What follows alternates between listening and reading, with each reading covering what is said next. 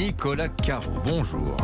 Bonjour. Le livre du jour avec vous ce matin, vous nous emmenez dans l'Ouest de la France pendant la Révolution. Et oui, donc Ouest, Révolution égale les guerres de Vendée. Le roman s'appelle Les enfants de la discorde aux éditions Robert Laffont, signé Jonathan Verber, qui choisit donc un sujet éminemment romanesque, les répressions contre les Vendéens pendant la Révolution. Victor Hugo s'en est emparé aussi, Alexandre Dumas bien sûr, un sujet romanesque parce qu'il met en scène des personnages forcément ambigus.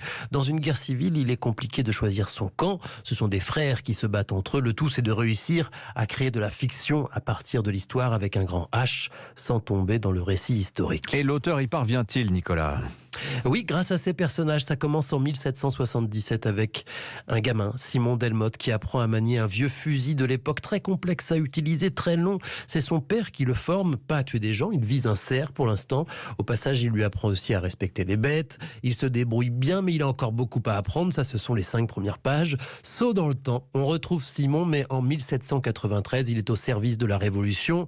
Il est soldat pour défendre la jeune République contre ses ennemis. Mais quand il revient chez lui à Nantes, dans l'horlogerie paternelle, il découvre que son père a été tué et sa mère emprisonnée. Par qui ? Eh bien, le terrible Jean-Baptiste Carrier, artisan de la terreur. Et on rejoint donc l'histoire, la vraie. Oui, Carrier, vous savez, c'est l'homme de la répression violente de l'Ouest, des milliers de victimes, notamment par noyade dans la Loire, l'horreur. Dans le roman, Simon décide de se venger, mais pas bêtement, frontalement, en l'assassinant. Non, il va tout faire pour le faire condamner pour ses crimes par la République. Ce faisant, il rencontre d'autres personnages qui l'aideront. Et Jonathan Verber fait des allers-retours sans cesse entre fiction et histoire. Il insère dans le décor de l'histoire ces personnages fictifs. Et ça fonctionne. Il faut dire qu'il a de qui tenir. Jonathan Verber comme Bernard Verber, l'auteur des Fourmis.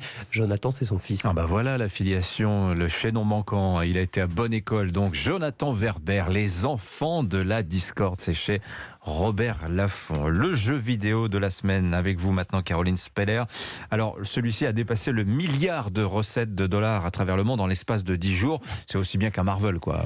Oui, presque. Ce jeu, c'est Call of Duty Modern Warfare 2, un FPS, un jeu de tir à la première personne qui nous embarque d'Amsterdam au Mexique dans la traque d'un terroriste iranien qui a volé des missiles. Comment l'Iran a pu mettre la main sur ça? Ça vient de Russie. Ou de chez nous.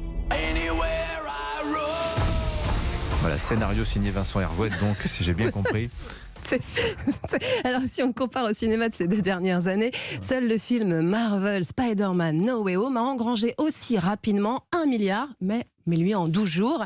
Mais pour un Call of Duty, ce n'est pas vraiment une surprise, car cette série domine le marché des jeux vidéo de guerre. Depuis 2003, la franchise d'Activision Blizzard, qui alterne entre Seconde Guerre mondiale, récits d'anticipation ou guerre contemporaine, a vendu, attention, plus de 425 millions de jeux et plus de 30 milliards de dollars de revenus. Wow. Alors, comment un jeu de tir, Caroline, est-il devenu aussi populaire auprès du grand public? C'est vrai que les chiffres sont fous. Les chiffres sont fous, parce que Call of Duty, c'est de la guerre grand spectacle façon Hollywood dans une ambiance militaire réaliste. Mais c'est aussi des modes de jeu en ligne devenus une référence pour affronter des joueurs du monde entier ou simplement à ses amis.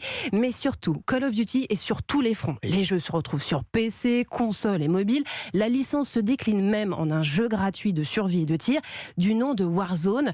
Call of Duty s'associe aussi même à des ambassadeurs stars comme le pilote de F1 Lando Norris, le rappeur Eminem ou l'acteur français Omar Sy. Oui, c'est aussi une cadence infernale, c'est un jeu par an. C'est un jeu par an, oui, et pour proposer un jeu annuel type blockbuster, Activision Blizzard s'est entouré de 3 studios de développement, chargés chacun d'un jeu en alternance, parce que Call of Duty devient alors un vrai rituel, comme on attend la nouvelle saison d'une série ou un championnat de foot.